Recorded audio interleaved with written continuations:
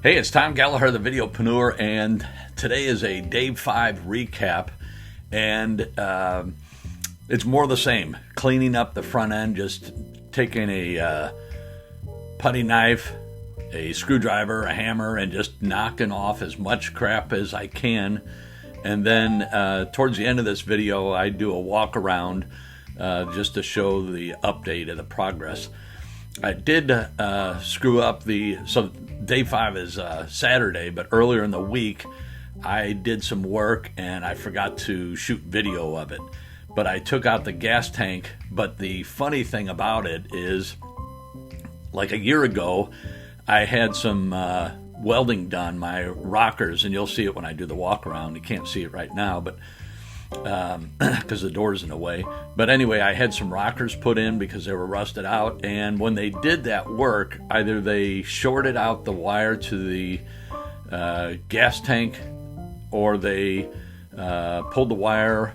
But anyway, my gas gauge stopped working, so whenever I would fill up, I would write down the miles of when it was, and I knew roughly what kind of gas mileage I was getting. So I deliberately was trying to get the gas down to where I hardly had anything in the tank when I got over to Lynn's shop. And when I got there, he's like, "How much gas you got in there?" I said, "Man, I was actually nervous about driving over here. I think I just got about a gallon." He's like, "Okay, good. You don't want to be messing with a lot of gas in that tank." So I took the tank out the other night, and I'm pulling it out, and it's heavy as hell, and I'm like, man, I know I don't have much gas in that thing.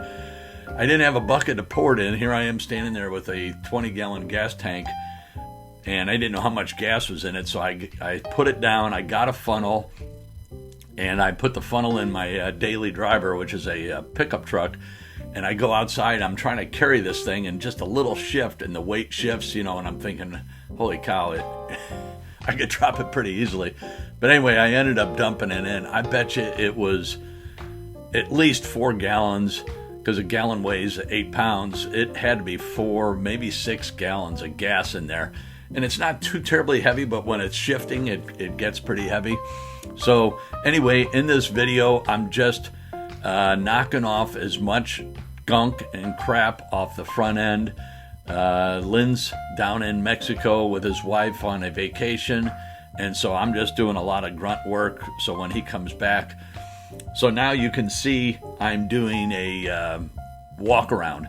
So this is the condition of the truck now at the end of I'm pretty much wrapped up with knocking off as much as I can. We have to naturally pull the cab and do some more work, then start pulling everything that we can off of the you can see the steering box still has a lot of stuff on it, but man, that stuff had to be in some spots 2 inches on that steering box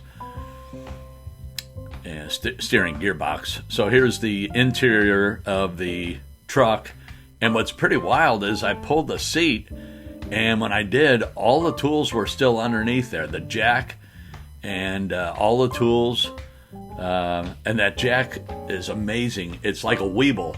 It seems so unsafe. I guess it's made so back in the day you'd have a flat, you'd have to change it on the side of the road, and the side of the roads weren't paved, so you're just out in the middle of nowhere. So I guess that jack was built that way, because the corners are actually rounded on the jack. It's a hydraulic jack, but pretty wild. But here you can see I'm just walking around. I still got all the springs in. I already pulled the shocks, but you can see a condition of the frame and where we stand as far as the process.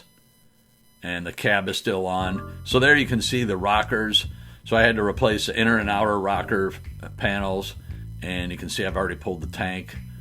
The gas line, that's the gas line there. The straps are still laying in there. But you can see the condition of the floors. They're in great shape. But I've also had the rockers replaced, so you can see where it's black paint. That's where the rocker panels were replaced. So I'm just giving a quick overview of the process. Having a great time doing this. I know I'm just doing teardown stuff, but I'm learning a lot. I'm learning a lot about the way vehicles were made, and you can see the cross members there. Still has. I'm going to keep the torsion bars.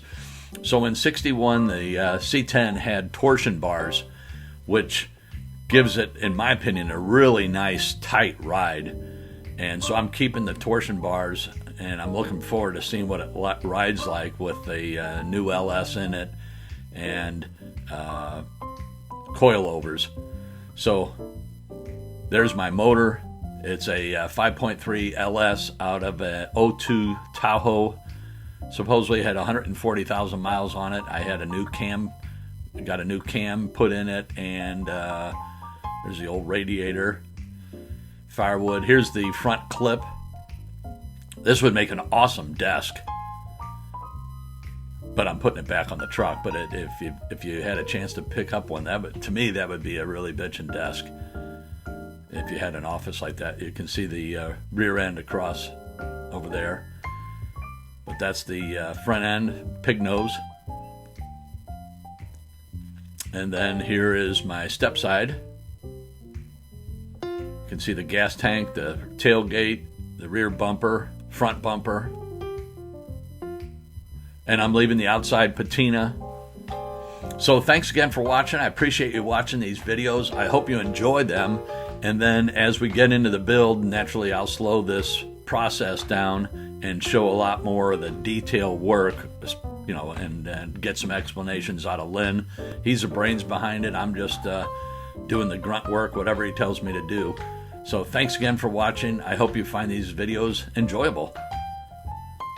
Hit the like button and subscribe on your way out if you get value out of these.